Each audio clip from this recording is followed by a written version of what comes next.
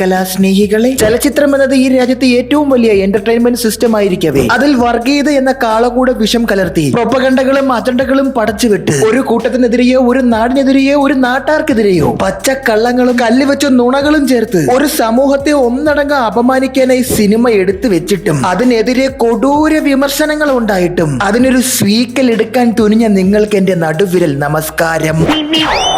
അല്ല, ഈ രാജ്യത്ത് നിങ്ങൾക്ക് എന്തെല്ലാം വിഷയങ്ങൾ സിനിമയാക്കാം. ബീഹാറിലെ കക്കൂസ് നിർമ്മാണം നിങ്ങൾക്ക് ഒരു മെഗാ സീരിയലാക്കാം. ആധാറില്ലാത്തവന്റെ വോട്ട് എന്നൊരു പടമെടുക്കാം. തോന്നിവാസം തിന്നാൻ തരാം, നിങ്ങൾ തറയിലൊഴുക്കു മൂത്രം എന്നൊരു നാടകം രചിക്കാം. നിന്റെ വായിലെ കുട്ക എന്റെ വീട്ടിലെ ചുമരിൽ എന്നൊരു ആക്ഷൻ ത്രില്ലർ എടുക്കാം. ഇതൊന്നും വേണ്ട, പോട്ടെ കുറച്ച് റിയലിസ്റ്റിക് ആയി ചാണകം കലക്കിയപ്പോ സ്വർണം കിട്ടി എന്നൊരു ഫീൽ ഗുഡ് സിനിമയെങ്കിലും നിങ്ങൾക്ക് എടുക്കാം.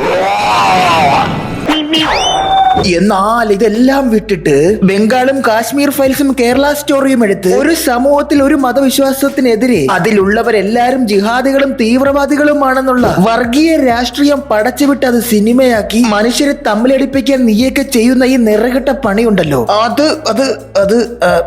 അത് ഈ രാജ്യത്തിന്റെ രാഷ്ട്രീയ രക്തത്തിലുള്ളതാണ്. ബ്രിട്ടീഷുകാർ പഠിപ്പിച്ച ഡിവൈഡ് ആൻഡ് റൂൾ നിങ്ങൾ ഇപ്പോഴും എടുത്തിട്ട് പരീക്ഷിക്കുകയാണല്ലേ. ഈ സിനിമയൊക്കെ ആർക്ക് വേണ്ടി? ആരെ ബോധിപ്പിക്കാൻ, ആരെ നന്നാക്കാൻ, ആർക്ക് ഉപദേശം കൊടുക്കാൻ, ആർക്ക് ഉണർവേകാൻ, ആരെ മനസ്സിൽ കനല് കോരിയിടാൻ? ശാലിനി ഉണ്ണികൃഷ്ണൻ ഫ്രം തിരുവനന്തപുരത്തിന് ഈ നാട്ടിൽ നിന്ന് പത്തല് വെട്ടിയാണ് അടിച്ചോടിച്ചത്. ഇപ്പൊ നിങ്ങൾ കുറെ ശാലിനി ഉണ്ണികൃഷ്ണന്മാരുമായിട്ട് വന്നേക്കണ. നിങ്ങൾ ആ ടീസർ ഒന്ന് നോക്കൂ. सलीम के प्यार में मैं इतनी ब्लाइंड हो गई कि मैंने अपना सब कुछ खो दिया। और भारत एक इस्लामिक देश बन जाएगा, इसीलिए हमें लड़ना होगा.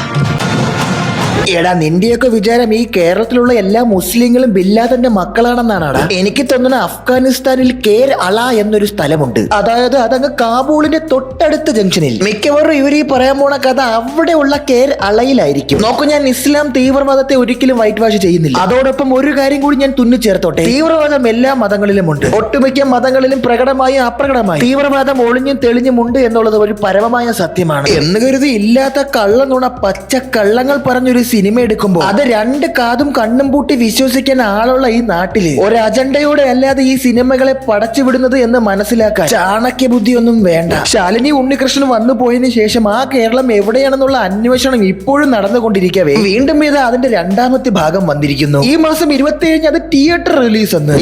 ഇവിടെ എമ്പുരാൻ ഇറങ്ങിയപ്പോ സെൻസർ ബോർഡിന്റെ ബേള എന്തൊക്കെയായിരുന്നു. Scene cut, sleeve cut, censor ബോർഡിൽ ഉപ്പ് സത്യാഗ്രഹം, ഉത്തരത്തിൽ കെട്ടിത്തൂങ്ങിയ അഭ്യാസം എന്തൊക്കെയായിരുന്നു. ഇപ്പൊ ജനനായകനും റിലീസ് കൊടുക്കണില്ല. ഇവിടെ നിന്നോടൊക്കെ എന്ത് തെറ്റാണ് നമ്മൾ ഈ സൗത്ത് ഇന്ത്യൻസ് ചെയ്തത്. കഴിഞ്ഞ തവണ നിരന്തരം മുല്ലപ്പൂ വെച്ചിന് ശാലിനി ഉണ്ണികൃഷ്ണന് ബെസ്റ്റ് നാഷണൽ അവാർഡാണ് കിട്ടിയത്. Best hate award. ഈ പാഷാട പടത്തിനൊക്കെ നാഷണൽ അവാർഡ് കൊടുത്തപ്പോഴാണ് എനിക്ക് മനസ്സിലായത് നാഷണൽ അവാർഡ് ഒരു നാറിയ അവാർഡാണെന്നും അതിന് ചാണക ബന്ധമുണ്ടെന്നും. തലവേദന വന്ന വിക്സിനെ പോരം വർഗീയത നെറ്റിയിൽ തേക്കുന്ന യവന്മാരൊക്കെ നാളെ ഈ രാജ്യം രണ്ടാക്കണമെന്ന് വരെ പറഞ്ഞോളയും. സുഹൃത്തുക്കളെ, വർഗീയത വാക്സിൻ ഇല്ലാത്ത ഒരു വൈറസ് ആണ്. അത് വിദേശത്തു നിന്നും വന്നതൊന്നുമല്ല. ആ വിത്ത് ഈ മണ്ണിൽ തന്നെ വിളഞ്ഞതാണ്.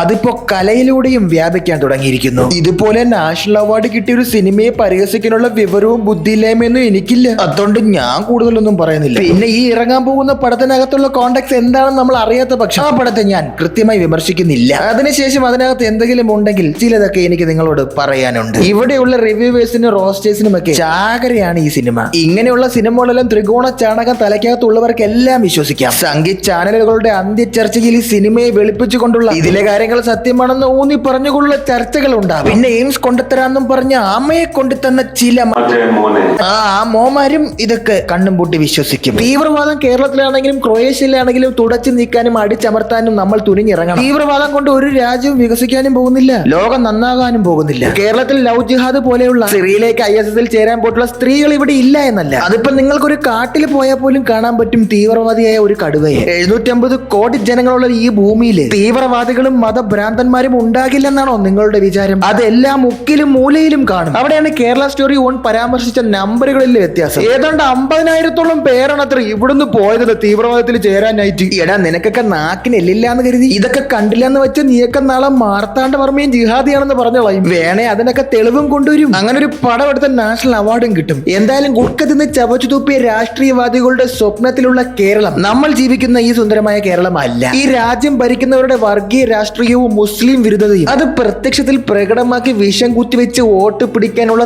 തന്ത്രം. എന്നാലും ഇങ്ങനെ ഒരു ബ്ലഡി പോയിസൺ ഡയറക്ടർ ഈ വിഷം കുടിച്ച് ജീവിക്കുന്നവനൊക്കെ പടമെടുക്കാൻ ആരുടെ ഫണ്ട് ചെയ്യണം? ഞാൻ ചോദിക്കട്ടെ, കേരള സ്റ്റോറി 1 നിങ്ങൾ പറഞ്ഞ 50,000 പെണ്ണുങ്ങളെ മതം മാറ്റുന്നില്ലേ? അവരിപ്പോ പെറ്റുപരിക്കൊരു മുസ്ലിം രാജ്യമാകാനുള്ള സമയമായില്ലേ? എന്നിട്ട് അവർക്ക് എവിടെ? ഇനിയും നമ്മളൊക്കെ മിണ്ടാതിരുന്ന യുവമാര് വീണ്ടും 2 അജണ്ട ഉണ്ടാക്കി തറയിലോട്ട് എറിയും. എന്നിട്ട് അത് പൊട്ടിത്തെറിച്ച് അതിന്റെ കണികകൾ വ്യാപിക്കും. നമ്മൾ ഈ സിനിമ ഇറങ്ങുമ്പോൾ അതിനെ വിമർശിക്കാൻ വേണ്ടി സിനിമ എടുത്ത് റോസ്റ്റ് ചെയ്ത് നമ്മൾ ഈ സിനിമയെ ഏറിൽ കയറ്റിയെന്നും പറഞ്ഞ് കൈയടിച്ച് പ്രോത്സാഹിപ്പിക്കുകയല്ല വേണ്ടത്. ഇത് അതിലുപരി ഒരു വലിയ വിഷയമാണ്. നമ്മുടെ സമൂഹത്തിനെതിരെയും ഒരു മതത്തിനെതിരെയും ഒരു വിഭാഗത്തിനെതിരെയും കേരളം എന്ന സ്റ്റേറ്റിനെതിരെ അജണ്ടയോടുകൂടിയും പ്രൊപ്പഗണ്ടയോടുകൂടിയും ഇറക്കി വിടുന്ന ഒരു സിനിമയാണ്. അതിന് 2ാമത്തെ ഭാഗവും എടുക്കാൻ ഇത്രയും വിമർശനങ്ങൾ വന്നിട്ടും സർക്കാർ പോലും അതിനെതിരെ നിലപാടെടുത്തിട്ടും വീണ്ടും അവർ ആ സിനിമ ഇറക്കി വിടുന്നുണ്ടെങ്കിൽ, ഇതിന് മുന്നേ ഇറങ്ങിയ സിനിമ ഏകദേശം 500 കോടിയോളം കളക്ട് ചെയ്തിട്ടുണ്ടെങ്കിൽ നോക്കൂ, ഇതൊരു വലിയ വിഷയമാണ്, വലിയ സീരിയസ് ഇഷ്യൂ ആണ്. നമ്മളിത് ഇപ്പോഴേ അഡ്രസ് ചെയ്തില്ല എങ്കിൽ കൈവിട്ട് പോകും മക്കളെ.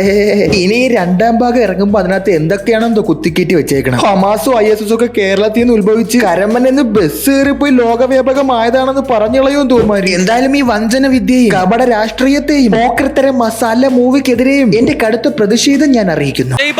ഞാൻ കണ്ണിൽ ഐസിട്ട് കാത്തിരിക്കുകയാണ് പടം റിലീസാകാൻ. വരട്ടെ, വന്നിറങ്ങട്ടെ. വിപ്ലവം ഉണ്ടായാലും ഈ പടമൊക്കെ ശ്രദ്ധിക്കപ്പെടുമെന്ന് അവർക്കറിയാം. ടിക്കറ്റ് കീറുമെന്ന് അവർക്കറിയാം. ഇത് കാണാനും വിശ്വസിക്കാനും ആളുകൾ ഉണ്ടെന്നും അവർക്കറിയാം. വർഗീയതയ്ക്ക് അടിസ്ഥാനമായി ഉറച്ച കേരള ബ്രാഞ്ചുകൾ ഉണ്ടെന്നും നമ്മൾ മനസ്സിലാക്കണം. എന്തായാലും ശരി ഗൈസ്, സിനിമ ഇറങ്ങട്ടെ, നമുക്ക് കാണാം. തൽക്കാലം ഇത് മതി. നമുക്ക് മറ്റൊരു നല്ല വീഡിയോയുമായി ഇനിയും കാണാം. ഏത്?